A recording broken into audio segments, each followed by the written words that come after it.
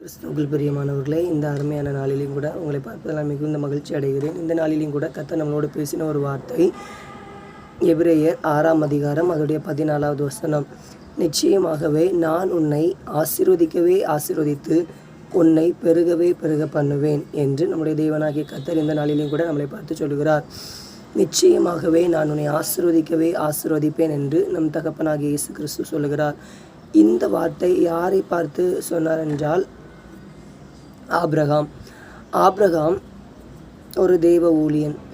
Abraham கர்த்தருக்கு கீழ்ப்படிந்தார். அது மாத்திரமல்லாமல் கர்த்தருடைய விதிகள், கர்த்தருடைய நியாயங்கள், கர்த்தருடைய கற்பனைகளை கை கொண்டபடியினால் கர்த்தர் அவனுடைய வாழ்க்கையிலே ஒரு வாக்குத்தத்தத்தை கொடுக்கிறார். அதுதான் நிச்சயமாகவே நான் உன்னை ஆசீர்வதிப்பேன். இப்படிப்பட்ட ஒரு ஆசீர்வாதம் வானத்து நட்சத்திரத்தைப் போலவும் பூமியில் உள்ள மணலைப் போலவும் உன் சந்ததியை நான் பெருக பண்ணுவேன் என்று நம்முடைய தேவனாகிய கர்த்தர் ஆபிரகாம் அவர்களுக்கு வாக்கு கொடுத்தார்.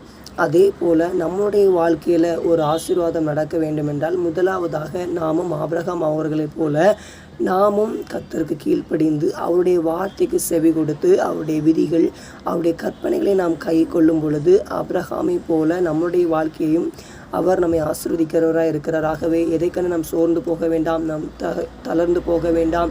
நிச்சயமாகவே கர்த்தர் நம்மை ஆசீர்வதித்து வருகிற நாட்களில் பெரிய காரியங்களை செய்வாராக.